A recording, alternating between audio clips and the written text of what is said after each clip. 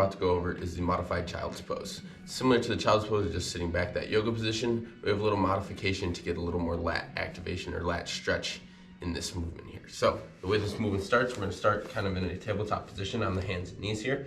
We're gonna walk our hands to one side or the other.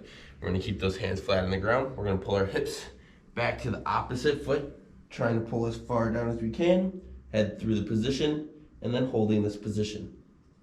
You should feel the stretch on one side specifically. On the opposite side, we walked over to. Again, we're gonna hold this for about 30 seconds to a minute. Coming out of that position, then we can walk back to center, reset ourselves, then we can walk it to the other side and do the same thing.